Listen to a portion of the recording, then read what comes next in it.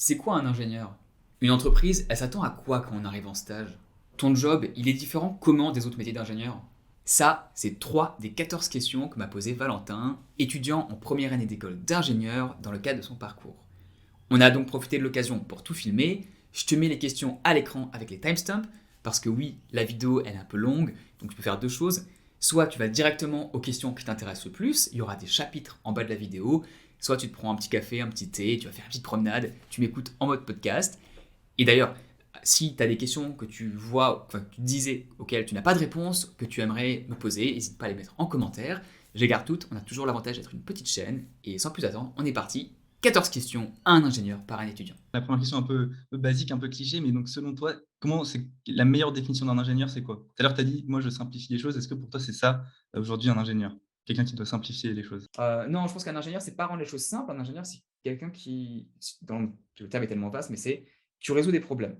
Et tu résous des problèmes en général à connotation technique, c'est-à-dire OK. technique, il y a différents types de technicité, hein, que ce soit enfin, mécanique, construction, biochimie, etc.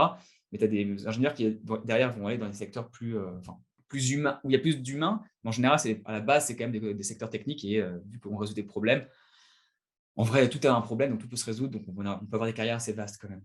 Mais résoudre OK, des problèmes, c'est comme ça que je définirais un ingénieur. d'accord, et du coup, quelles seraient pour toi les 3 qualités, les trois compétences ou aptitudes à avoir, pour un ingénieur? Ouais, De bah, de base, je pense que la première, si on revient vraiment au point de départ, donc c'est résoudre des problèmes connotés techniques ou, avec une composante technique, il faut que tu sois capable d'être bon en technique, donc c'est-à-dire qu'il faut avoir, un esprit analytique et c'est du domaine où, ouais, les capacités de base d'analyse, sont hyper importantes, de toute façon hyper OK. importantes et ensuite, la compréhension, de ce qu'il y a autour.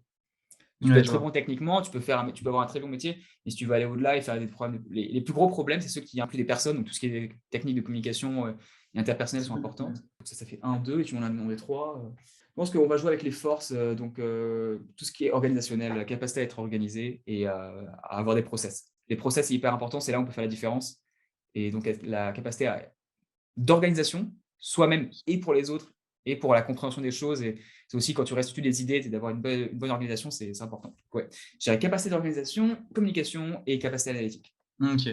Donc maintenant avec, tout ce que tu as vécu dans ta carrière et ce que tu as pu observer, quelles sont les attentes principales des entreprises vis-à-vis d'un ingénieur qui sort de l'école? Genre, c'est pas un ingénieur, au milieu de sa carrière, c'est vraiment à la sortie de l'école, qu'est-ce que l'entreprise va demander et va attendre d'un ingénieur? On veut qu'il y ait le moins de problèmes possible. Donc on sait que tu vas devoir apprendre parce que tu sais pas grand-chose. Tu penses savoir des choses, mais tu sais pas grand-chose.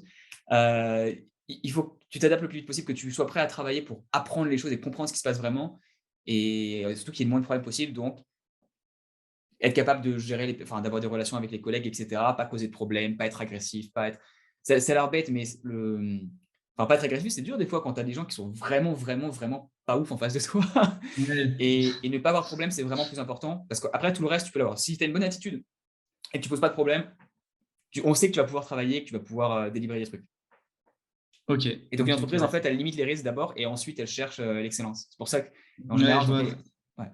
Ça rejoint un peu une vidéo que tu avais faite, que j'avais notée parce que j'avais beaucoup aimé. C'est celle où tu expliquais que, bah, ils vont plutôt rechercher la fiabilité plutôt que la personne, le crack, le meilleur de sa génération, et j'avais Absolument. Alors, encore une fois, ça dépend, mais oui, en généralité, 90 oui. Après, oui, tu as c'est des ça. rares personnes qui vont Oui, tu m'as dit ça, mais ouais. Mais oui, en général, c'est ça qu'on attend, quoi. Parce que c'est beaucoup plus, c'est important, là. C'est beaucoup plus important. ouais. OK, OK. Donc maintenant, si on retourne en 2014 lorsque tu sors de Centrale, est-ce que tu t'attendais à exercer le type de fonction que tu exerces actuellement? C'est quelque chose de enfin, voilà. Déjà, de base, non, parce qu'en fait, j'aimais pas du tout le code au départ, donc je pensais pas. OK. Mais vu que j'en fais beaucoup, enfin, j'en fais beaucoup, j'en fais un peu plus, qu'en fait, c'est un outil pour arriver à un résultat qui est d'automatiser et de gagner du temps. Mais ça, j'avais pas compris vraiment, c'était my bad à l'époque, j'étais pas assez, j'avais pas vu la grande, la big picture. Hem, Après intrinsèquement, non, bah, enfin, si, parce qu'en fait, j'avais déjà fait 1 an et demi de stage, donc en gros, j'avais compris quand même après ce que ça faisait un ingénieur et je pense que c'est enfin, plus ou moins, tu vois, j'avais une conception de ce qu'un ingénieur manager peut faire, donc j'avais vu où était la direction. Donc oui, mais en tant que tel sur la mission pure, non, donc je pense que oui, mais uniquement grâce aux expériences que j'avais. C'est pour ça que j'encourage beaucoup les gens à faire le plus de stages possible. Là, j'ai une petite question rapide par rapport à justement à ce que tu fais actuellement, ton métier. Parce que tout à l'heure, tu m'as donné les 3 qualités essentielles pour être un ingénieur. Est-ce que, dans ton métier, il y a quelque chose en plus qui est spécifique à ce que tu fais, quoi? Enfin, c'est pas quelque chose d'assez général, c'est vraiment toi, est-ce que dans tous les jours, tu te dis: Les gens dans mon domaine qui sont bons, ils ont tous ça en commun, par exemple, une qualité en commun ou c'est les Oui, oui, mêmes? oui, bien sûr. La grosse différence, en fait, celle que tu as pas au début et c'est normal et que tu commences à apprendre, en fait, au bout de 2-3 ans, enfin, que tu commences à comprendre au bout de 3 ans, c'est ce qui en anglais s'appelle, manage stakeholders. C'est, la capacité à gérer les parties prenantes. Ce que ça veut dire en vrai, parce que ça a l'air pompeux comme ça, mais c'est pas le cas. C'est en anglais, on dit, manage expectation et en fait, tout le job, même la vie enfin la vie professionnelle en général, la seule chose que tu dois faire, c'est réussir à gérer les attentes des personnes Ouais, et c'est le plus important et en fait, au début, tu comprends pas, tu veux juste résoudre des problèmes. Non, mais la perception des gens de ce problème-là et de combien de temps tu vas mettre à le résoudre et comment tu vas le résoudre, avec quels moyens et cetera. C'est le plus important, c'est de réussir à gérer cette relation pour que les gens se disent: «OK, il fait du bon boulot, on va le laisser tranquille pour que justement tu aies le temps de pouvoir arriver à faire ce que tu veux».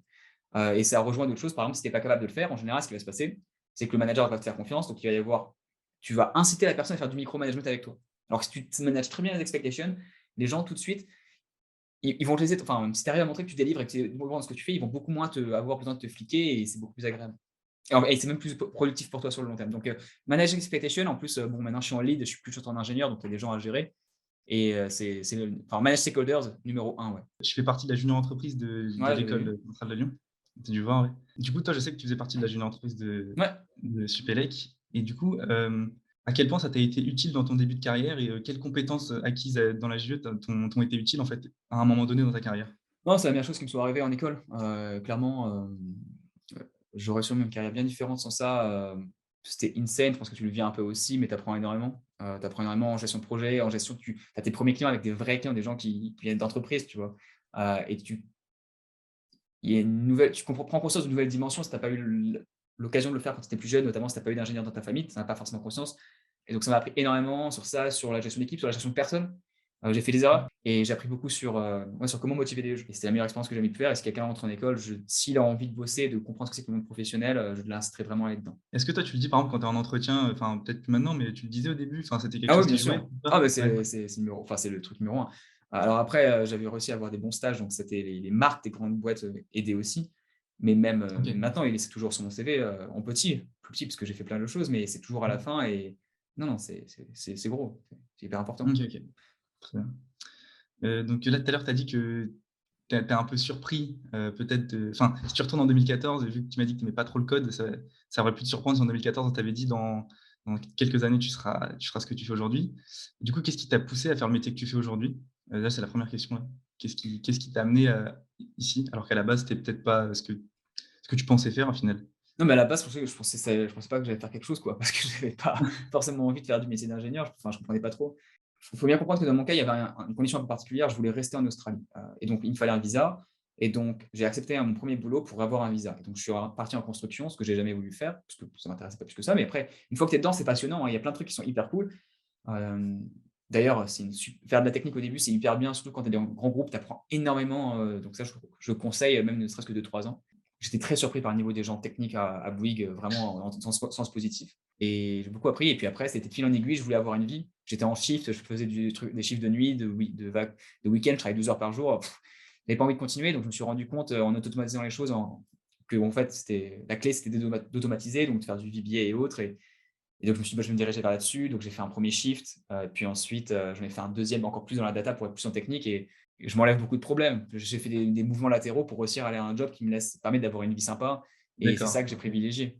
Et du coup, pourquoi l'Australie, en particulier? Qu'est-ce qui t'a plu, qu'est-ce qui te plaît plus en Australie qu'il y a pas en France ou pourquoi l'Australie à ce Bah, le point-là? surf déjà. Le surf? Ouais, Non, c'est mais le vrai que c'est un soleil, bon le fait point. d'être en vacances en permanence, toutes les semaines, tous les week-ends, tu es en vacances. Des fois, le matin, tu es en vacances parce que tu vas surfer alors avant le boulot et tu es sur une plage, paradisiaque, enfin avec, des palmiers, il y a des dauphins, qu'est-ce que tu veux de plus, quoi? Et OK. et donc ouais, c'était un rêve. En gros, j'ai fait une mission technique en Corée. Je me suis rendu compte que je pouvais avoir une vie, puisqu'à l'époque, je pensais pas que j'allais avoir une vie. Je pensais que j'allais faire du conseil en strat ou de la banque d'affaires comme tout le monde parce que je savais pas ce que je voulais faire en me pensant ça comme le meilleur truc que du monde, ce qui est c'est très, très bien, hein. C'est juste que j'aurais pas eu de vie, ça me dérangeait pas. J'ai pas forcément envie d'avoir une vie quand j'étais plus jeune. Ouais. Travailler 12 heures par jour, y compris le samedi et les 5-6 heures le week-end, le dimanche, ça me dérangeait pas plus que ça.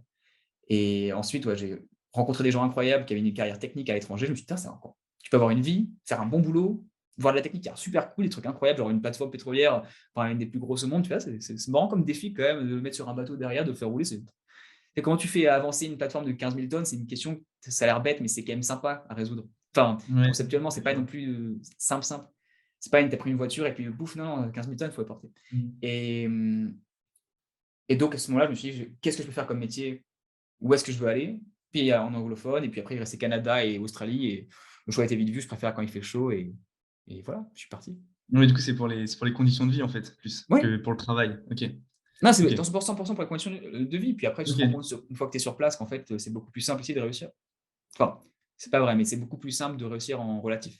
Donc là, si tu devais, en un mot, définir ton parcours professionnel ou en une phrase, comment tu le définirais? Ah, j'hésite entre 2. Je dirais soit intriguant, soit original. Ah oui, alors là, c'est une question qui m'intéresse, pas mal, mais on l'a un peu évoqué rapidement. Donc, j'ai vu parce que j'ai vu dans une vidéo, en plus, tu évoquais, le passage entre, on va dire un ingénieur, très technique au début de sa carrière vers un type d'ingénieur plutôt orienté management. Ouais, Hem, donc, moi personnellement, j'ai toujours, enfin en tout cas, j'ai on m'a toujours dit que on m'a toujours, enfin comment dire? On m'a fait comprendre que ça me j'aimerais bien manager, tout ça. On m'a toujours dit ça: «Ouais, tu pourrais être pas mal et tout». Mais moi, toute ma vie, je me suis dit: «Ouais, ça pourrait être pas mal d'être manager». Et là, en fait, depuis que je suis rentré déjà après en fin de prépa et depuis que je suis rentré en école, je suis de plus en plus intéressé par, justement la technique et la technique tout simplement.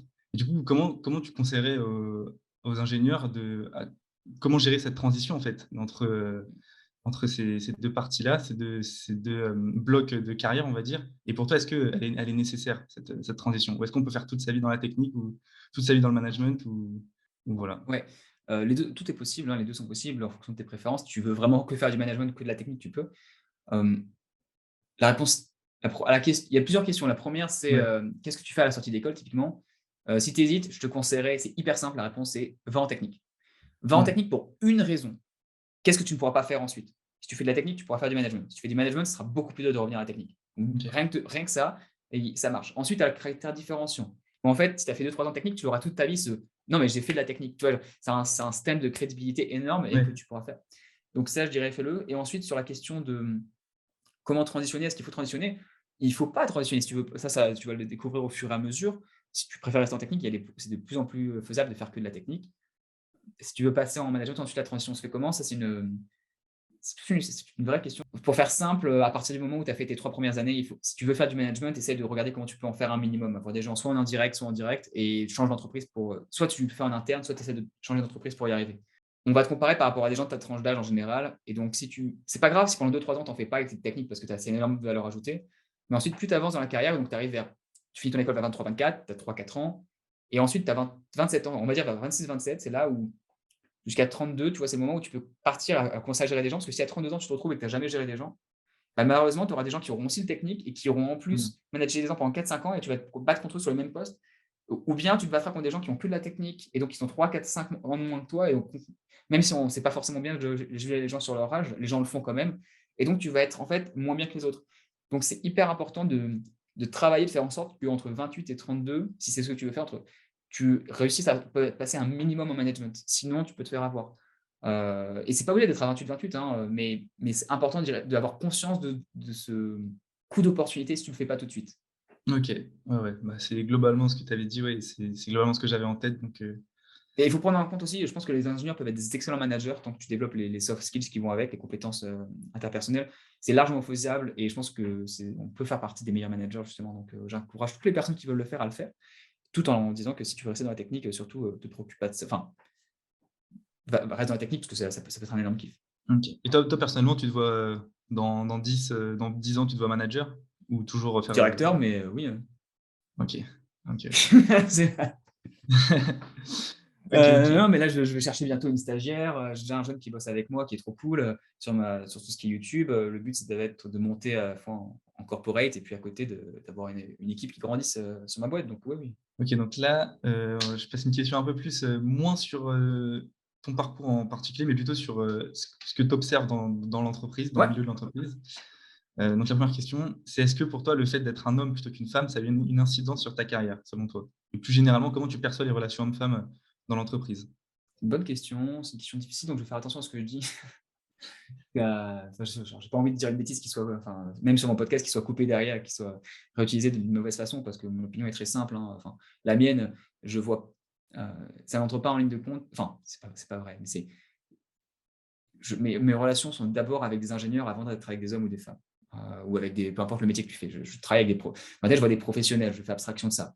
Après, il est évident qu'il y a des différences entre différentes personnes. Déjà, avant, c'est au-delà du sexe, il y a différentes personnes ont différents comportements, différentes préférences de communication, donc je vais m'adapter à ça.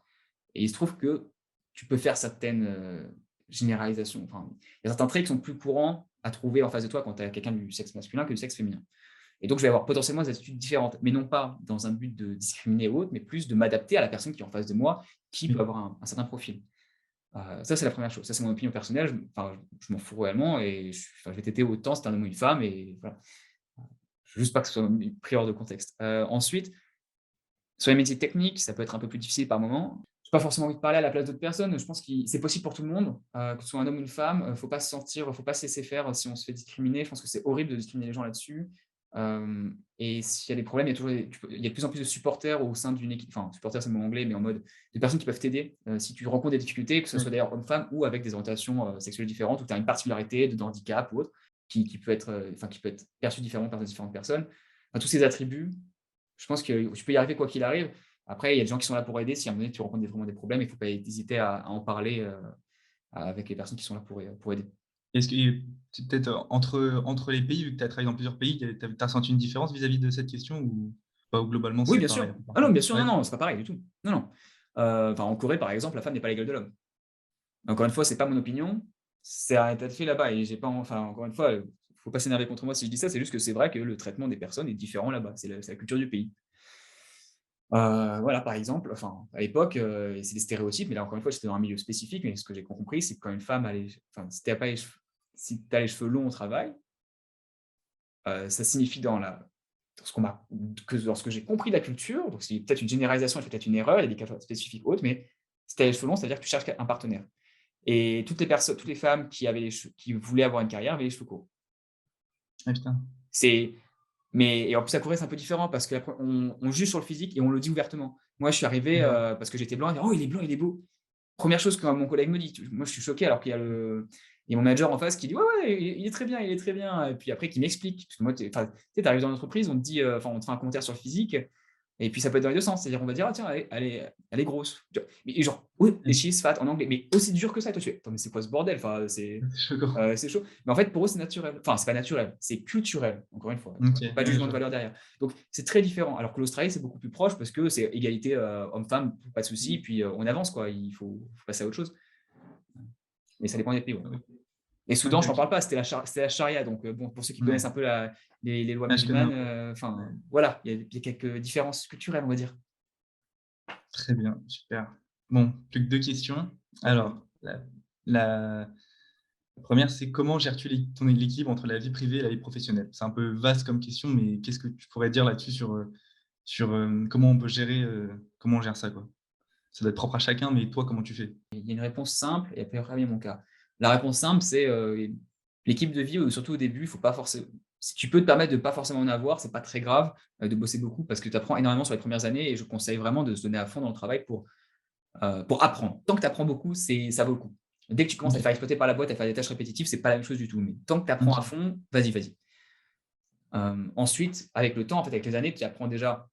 Bah, tu as commencé à apprendre pas mal de choses, donc tu apprends moins et là, tu peux te permettre de te poser aussi plus de limites et tu apprends à poser tes limites pour, avoir un rythme de vie, plus normal. Ensuite, sur mon cas personnel, il se trouve que j'ai un boulot et j'ai ma chaîne YouTube à côté, donc c'est difficile. Heu, j'ai 2 boulots à quasi pas à temps plein, mais j'ai 2 boulots et donc c'est beaucoup plus dur d'atteindre un certain équilibre. En plus, je fais du sport quasiment tous les jours, enfin voilà, j'ai des amis, j'aime bien sortir et tout. Donc là, ce que j'ai fait, c'est pour essayer de trouver un meilleur équilibre, c'est que je me lève maintenant à 6 heures du matin là depuis le 2 janvier. Parce que le 1er janvier, c'est bon quoi, j'étais en soirée la veille, donc on va quand même pas. Mais à partir du 2 janvier, j'essaie de me lever à 6 heures du matin. Je fais 6 heures, 6h30, il faut que je me réveille. Donc je fais un appel avec ma famille en France et ensuite 6h30, 9 heures, je travaille sur YouTube. 9 heures, 5 heures, je travaille à 100 pour le gouvernement, mon boulot et ensuite je vais faire un peu de sport, soit une séance de 30 minutes, soit je fais un peu de basket, soit, des fois je remplace ma session du matin par du surf, s'il y a vraiment des bonnes conditions et ensuite j'essaie de passer du temps avec soit mes amis, soit avec, ma partenaire. Donc OK, voilà. Mais je travaille beaucoup, donc c'est pas et voilà, samedi, dimanche, je travaille aussi le samedi et le dimanche en général au moins, 3-4 heures ouais. par jour, donc Ouais, ouais, pour faire simple, de octobre à décembre 2021, je crois que sur 3 mois, il y a eu que 4 jours où j'ai pas travaillé, c'était 2 fois parce qu'on est parti en week-end. OK J'ai et pas du coup, forcément le meilleur équilibre de travail, mais OK. Et tu te lèves à 6 heures tous les jours? Même le maintenant week-end oui. et tout? Non, enfin, à part je suis sorti samedi, donc là, je me suis réveillé à 9h dimanche, enfin aujourd'hui, mais Mmh. ouais, sinon, tous les jours 6 heures. Après je fais des siestes parce que j'ai du mal, mais Mais mais ouais, ouais. parce que justement, j'allais dire, c'est pas difficile parce que moi, c'est un problème, genre, je trouve, enfin, pour moi, ça, c'est un truc que j'aimerais trop arriver à le faire, mais je me dis que j'y arriverai jamais, faire ça, me lever tôt tous les jours, enfin, ça se tient comme rythme? Bah, en fait, je déteste ça à la base parce que moi, j'aime bien me lever plutôt tard, Mmh. mais en fait, je suis arrivé à un point où si je veux atteindre mes objectifs, Ouais. et j'ai 31 ans, j'ai plus le temps. Mais j'ai plus le temps de me permettre de pas le faire, en fait, donc c'est pas ça pourrait paraître comme un choix: «Oh super, il est développement personnel, c'est là à 6 heures». Ouais, moi, Non, je c'est ouais, juste que j'ai pas atteint mes OK. objectifs, que j'ai l'impression d'être en retard par rapport à ce que je veux faire, donc je me sens juste au couteau sous la gorge et je me dis: «Bah, une fois que j'aurai des gamins, je pourrai plus le faire». Donc c'est la dernière période de ma vie où je peux le faire et donc je me lève à 6 heures du mat parce que je sais pourquoi, quoi. Je veux faire des trucs cool. Je l'ai vu sur YouTube, c'est incroyable ce qu'on peut se permettre, enfin, ce qu'on peut faire et j'apprends énormément, je m'éclate. Donc je veux me donner toutes les chances d'y arriver. Non, ouais, je comprends, en fait, je comprends. OK et du coup, bah, dernière question, si tu avais un conseil à me donner pour mon démarrage dans la vie professionnelle, quel serait-il? Ça dépend, tu veux faire quoi toi?